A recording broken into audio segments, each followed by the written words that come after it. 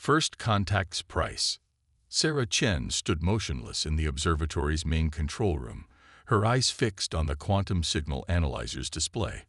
After 15 years of searching the cosmos for signs of intelligent life, the veteran SETI researcher had grown accustomed to false positives and disappointment. But this signal was different. "Dr. Wright, you need to see this," she called out, her voice steady despite her racing heart. The pattern streaming across her holographic display defied every natural explanation she knew. Perfect prime number sequences, followed by what appeared to be universal physical constants encoded in base mathematics. Dr. James Wright shuffled over from his desk, his skepticism evident in his weathered face. But as he studied the data, his expression transformed from doubt to astonishment. "Where is this coming from?" "The signal originated from the Kepler 186 system," Sarah replied, her fingers dancing across the haptic interface as she pulled up additional data. "But it's moving. Fast. Whatever's broadcasting, this is headed toward our solar system." Within hours, the Ganymede Deep Space Observatory was bustling with activity. Scientists from every major space agency crowded into the facility's conference rooms or joined virtually, their faces illuminated by the soft blue glow of holographic displays. The signal's message, once decoded, sent shockwaves through the assembled experts. "They call themselves the Orari," Sarah explained to the emergency council, her voice echoing in the suddenly silent room. "Their civilization spanned 12 star systems until 3 months ago. Now they're refugees, fleeing from something they call the harvesters." The assembled images painted a grim picture. The peaceful spacefaring species, advanced in biotechnology and stellar engineering, had been systematically attacked by a predatory force that consumed entire worlds. The Orari refugee fleet, carrying millions of survivors in suspended animation, had been running for weeks, their pursuers never more than a few days behind. Admiral Helena Santos, commander of Earth's newly formed Space Defense Force, leaned forward in her chair. "How long until they reach our system?" 9 days, Sarah responded, bringing up the trajectory analysis. "The harvesters will arrive approximately 72 hours after that." The room erupted in heated debate. Some argued for turning the refugees away, fearing the harvesters would spare Earth if they showed no allegiance to the Orari. Others insisted humanity had a moral obligation to help, regardless of the consequences. Admiral Santos silenced the room with a sharp whistle. "Dr. Chen, what exactly are they asking for?" Sarah pulled up the final segment of the transmission. "They're not asking for military aid. They know we're less advanced. They're requesting sanctuary for their civilian ships and access to our asteroid belt.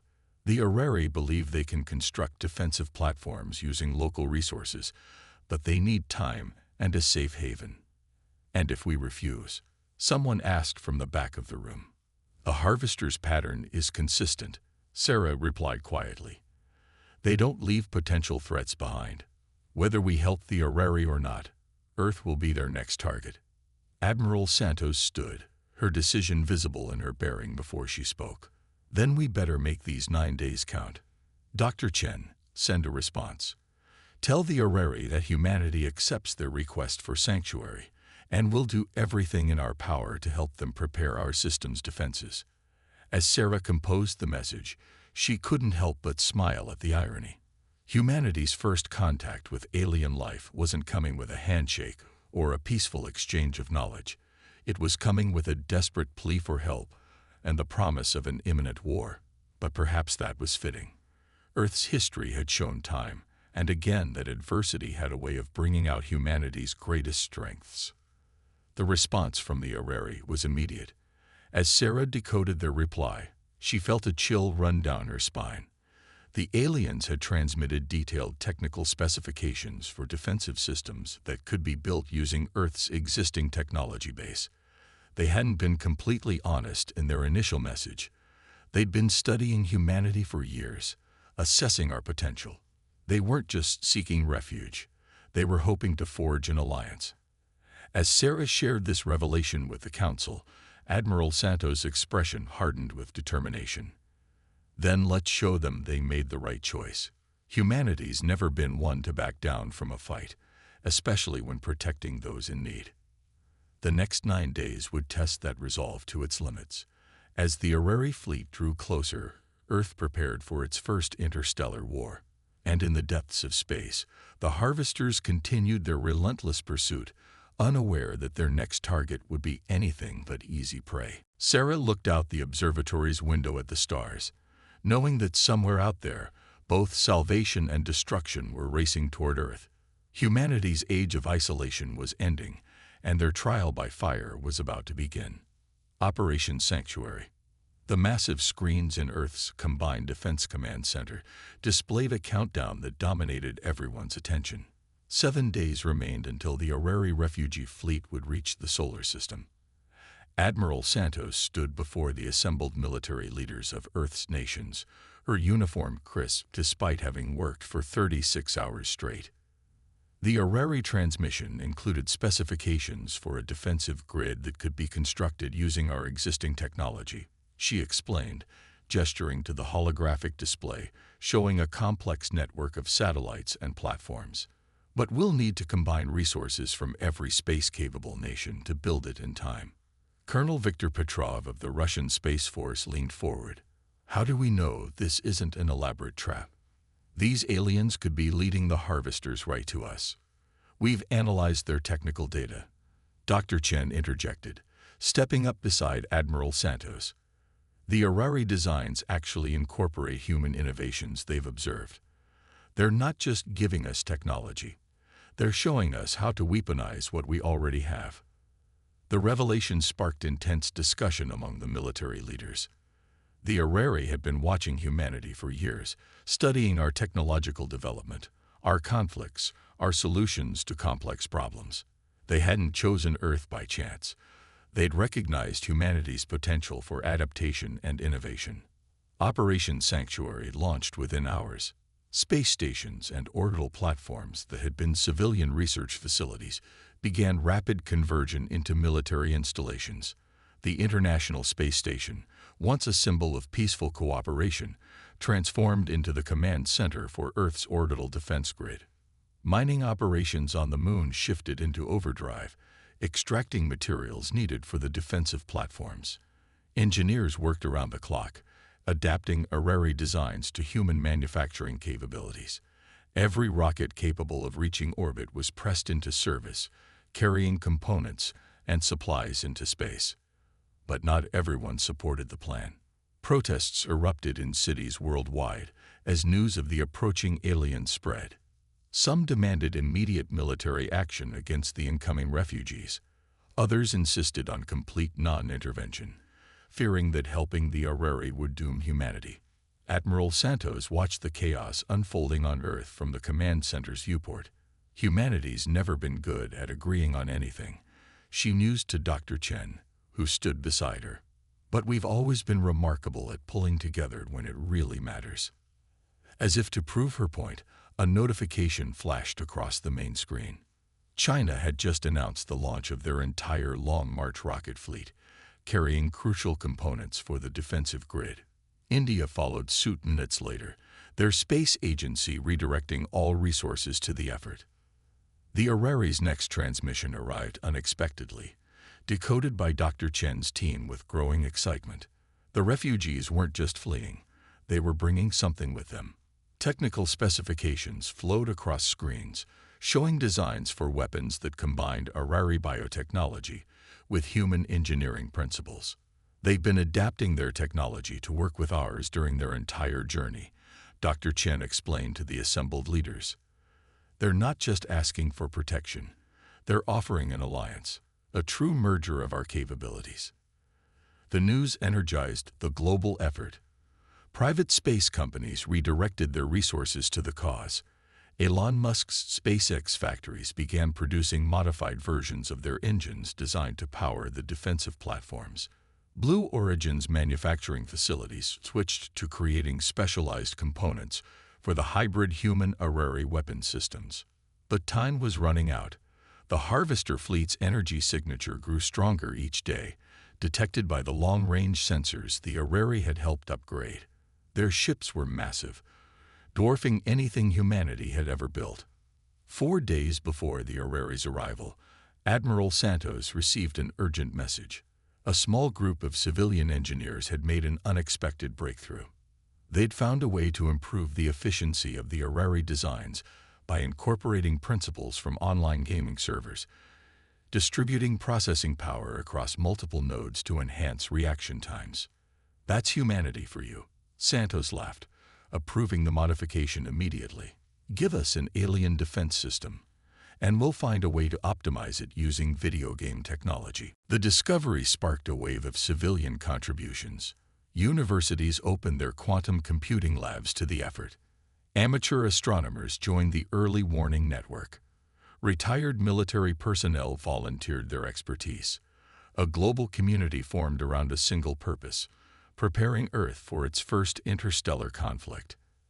As the countdown reached its final days, the orbital defense grid took shape. Hundreds of platforms now orbited Earth, their weapon systems a unique fusion of human ingenuity and Orcs biotechnology. The moon's surface bristled with early warning arrays and secondary defense installations. Standing in the ISS command center, Admiral Santos and Dr. Chen watched the first signs of the Orcs fleet appear on their long-range sensors. The refugees would arrive in less than 24 hours. The harvesters were just 3 days behind them. "Do you think we're ready?" Dr. Chen asked, voicing the question on everyone's mind. Admiral Santos studied the tactical display, showing the unprecedented level of global cooperation that had transformed Earth's orbital space in just over a week. "Ready or not, we've done something remarkable here. For the first time in human history, we're truly united. And if the harvesters think that makes us weak, they're in for one hell of a surprise." The first Orcs ships would soon enter the solar system, carrying with them millions of refugees and humanity's first real allies among the stars. Behind them, the harvesters approached, unaware that their next target had spent the past 9 days preparing a welcome they would never forget. The enemy arrives.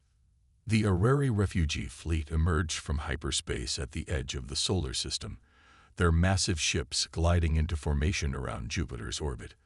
Dr. Chen watched in awe as the vessels dwarfed everything humanity had ever built, yet moved with impossible grace.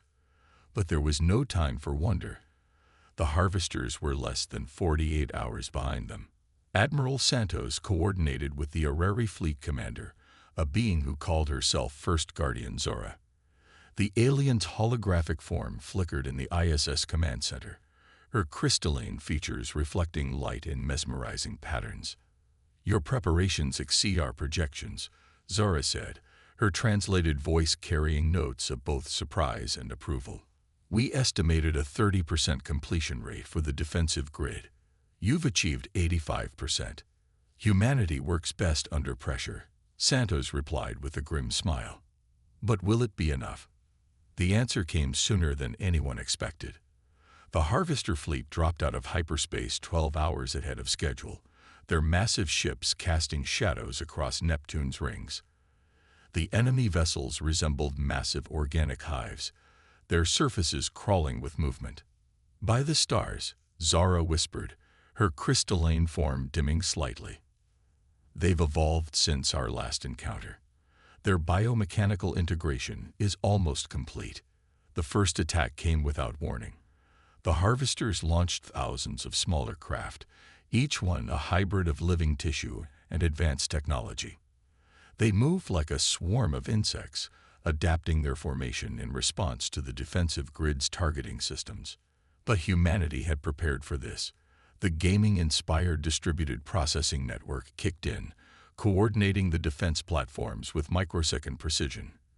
Experimental weapons, combining human nuclear technology with Orcs biotech, lit up space with precisely targeted antimatter bursts. The swarm scattered, losing nearly 30% of their numbers in the first exchange.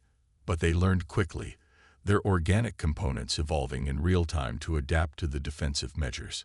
"They're probing our capabilities," Santos realized, watching the tactical display. "This isn't their real attack. It's a test." Dr. Chen's sensors detected massive energy buildups within the main harvester ships. They're preparing something big. The energy signatures are off the charts. The harvester's response came in the form of massive energy beams, targeting Earth's orbital defenses.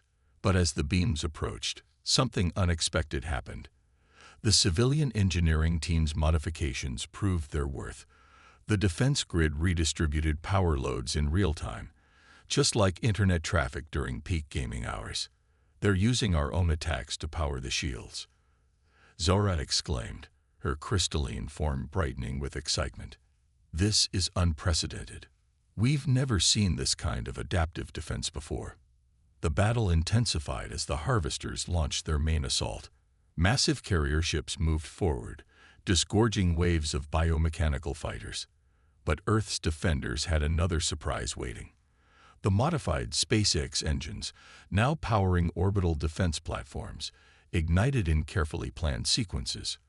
The resulting gravitational distortions created chaos in the enemy formations. Amateur astronomers around the world, linked into the early warning network, spotted a crucial weakness. The harvester ship's organic components reacted strongly to specific frequencies of radiation, frequencies that Earth's communication satellites used every day. They'd never encountered radio waves like ours, Dr. Chen realized, quickly analyzing the data. Our broadcasting history, all those signals we've been pumping into space for a century. They're interfering with their neural networks. Admiral Santos didn't hesitate. Redirect all civilian communication satellites. Focus every transmission we can generate on their fleet. Time to show them why they call us the kings of electronic noise pollution. The effect was devastating. The harvester swarms began to break formation, their organic components overwhelmed by the cascade of conflicting signals. Earth's defensive grid, guided by the distributed gaming network, took full advantage of the confusion. The Orcs fleet, positioned behind Jupiter, added their own weapons to the mix. Beams of concentrated energy, synchronized with Earth's attacks, struck the disoriented harvester ships. The combined assault proved too much for the enemy's adaptive capabilities. One by one, the massive high ships began to retreat. Their swarms, cut off from central control by the overwhelming radio interference, fell into disarray. Some crashed into each other, while others simply shut down, drifting lifelessly in space. In the ISS command center, humans and Orcs watched in stunned silence as the harvester fleet withdrew, jumping back into hyperspace with their remaining forces. The entire battle had lasted less than 6 hours. I don't understand, Zara said, her crystalline form pulsing with confused colors. We fought them across 12 star systems and never achieved a victory like this. How did you do it? Admiral Santos looked at Dr. Chen, then back at the tactical display showing the retreating enemy fleet. We did what humans always do. We got creative. You gave us the tools, but we used them in ways no one expected. Sometimes the best solutions come from thinking outside the box, or from thinking about video games, Dr. Chen added with a smile. As the adrenaline of battle faded, the true magnitude of what had happened began to sink in. Humanity had just fought, and won its first interstellar battle. The defensive grid, a fusion of human innovation and Orcs technology, had proven more effective than anyone dared hope. But more importantly, Earth had gained something unprecedented, proof that they could hold their own among the stars. The harvesters had come expecting an easy target and found instead a civilization ready to fight back with everything they had. As cleanup operations began, tracking down disabled enemy fighters and securing the solar system, Admiral Santos received reports from around the world. The global cooperation that had seemed impossible just days ago had grown even stronger. Humanity had looked into the face of an overwhelming alien threat and not only survived but triumphed. The age of Earth's isolation was truly over, but they had announced their presence to the galaxy, not with fear or submission, but with a decisive victory that would make any future aggressors think twice about threatening their solar system. Turning point. The weeks following humanity's victory over the harvesters transformed Earth more profoundly than anyone could have predicted. As the Orcs refugees began settling into stable orbits around Jupiter and Saturn, their vast ships converting into temporary habitats, humanity faced its next great challenge: building a lasting peace with their new allies.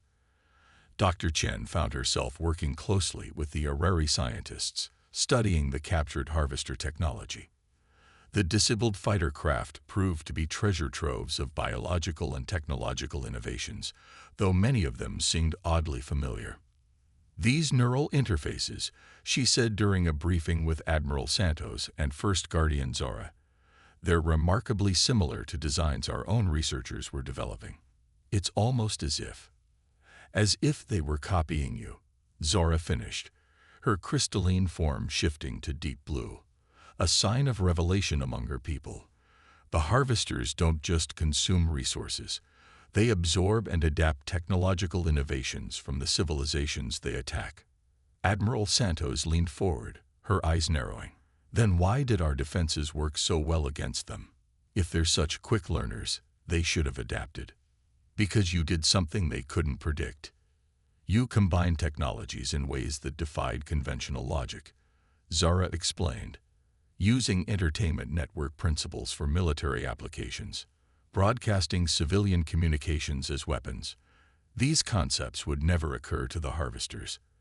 They can copy technology, but they cannot replicate human creativity." The implications of this discovery spread quickly through Earth's scientific community. Humanity's greatest strength wasn't just their technology.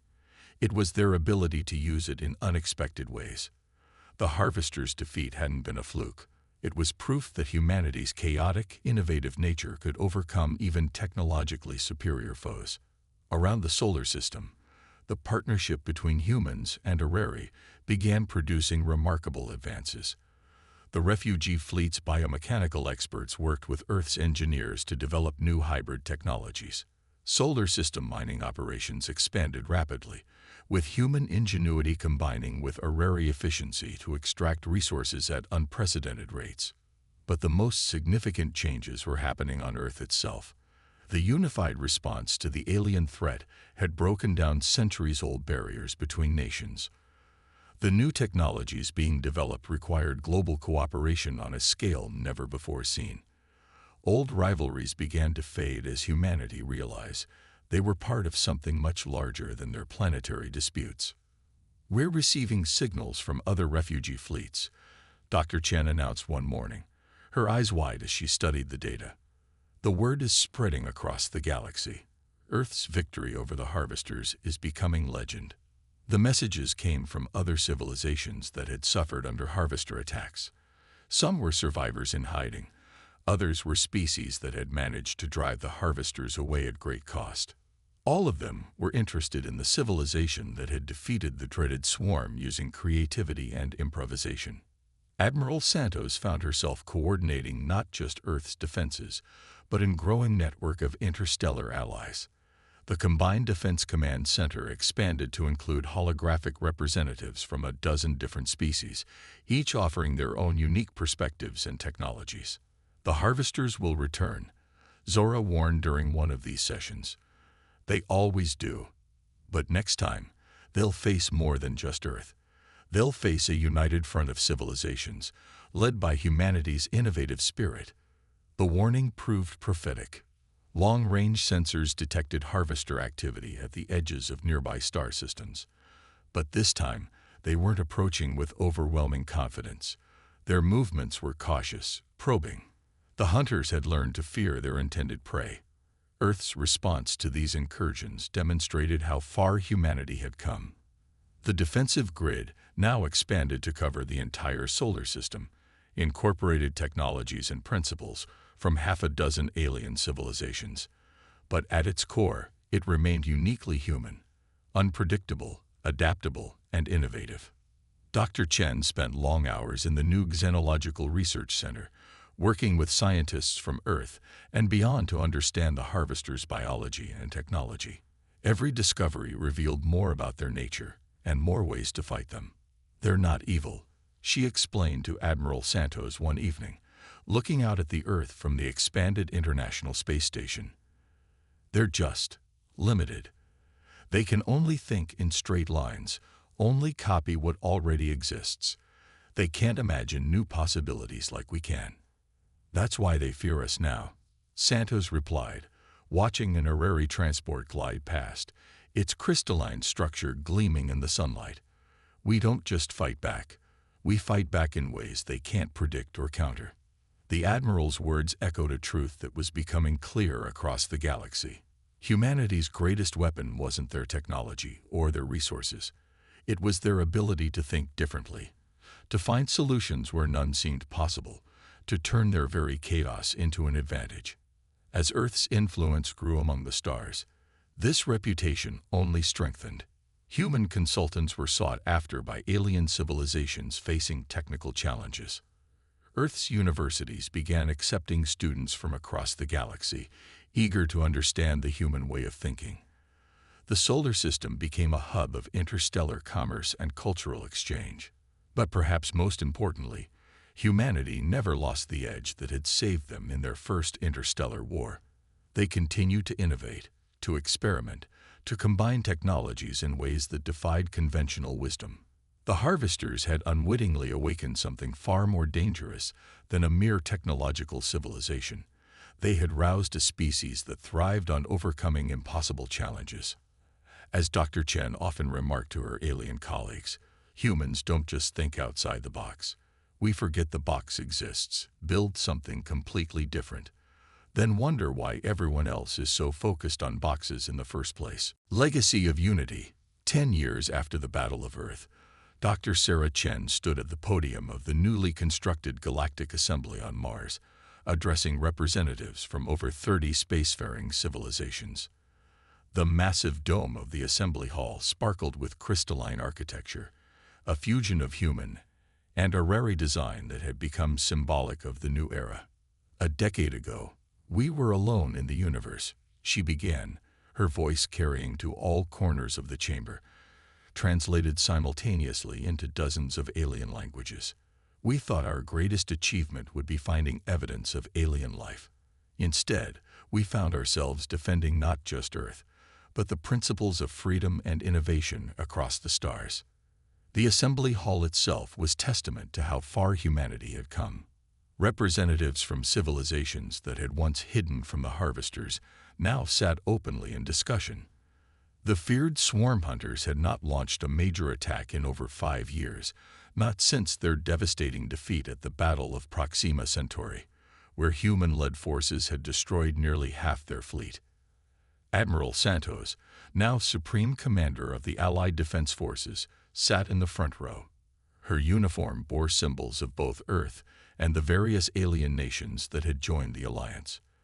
The defensive strategies she had helped pioneer had evolved into a comprehensive system of mutual protection that spanned multiple star systems. The Harvesters taught us all an important lesson, Dr. Chen continued. They showed us that evolution isn't just about becoming stronger or more technologically advanced. It's about adaptation, creativity, and most importantly, cooperation. The evidence of this cooperation could be seen throughout the solar system. Jupiter's moons hosted thriving colonies where humans and aliens worked together, developing technologies that neither species could have created alone. The asteroid belt had been transformed into a vast network of manufacturing facilities and research stations. But perhaps the most remarkable changes had occurred on Earth itself. The planet had become a central hub of galactic culture and innovation.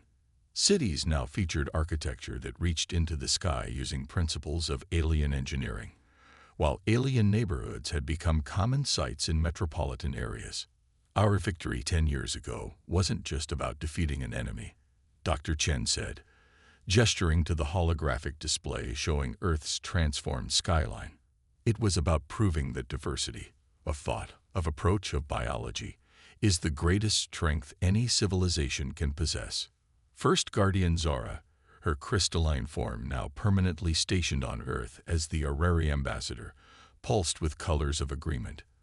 The Orrery themselves had undergone profound changes since settling in the solar system. Their once rigid social structure had adapted, incorporating human concepts of individual initiative and creative problem-solving. The harvesters failed, Dr. Chen continued, because they could only copy what already existed. They couldn't understand that true strength comes from creating something new, from combining different perspectives to solve problems in unexpected ways. The assembly hall's displays showed scenes from across human space.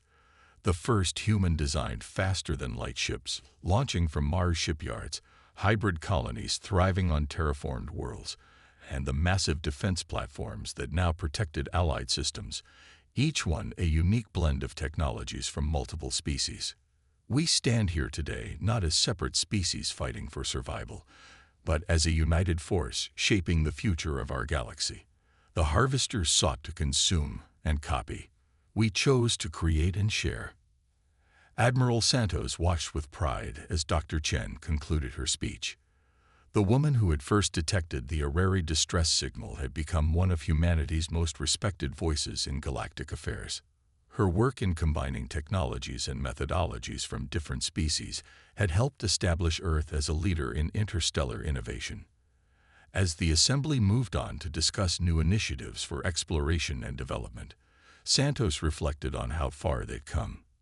The defensive grid that had once protected just Earth now extended throughout human space, incorporating improvements suggested by allied species. But its core remained distinctly human, adaptable, unpredictable, and innovative.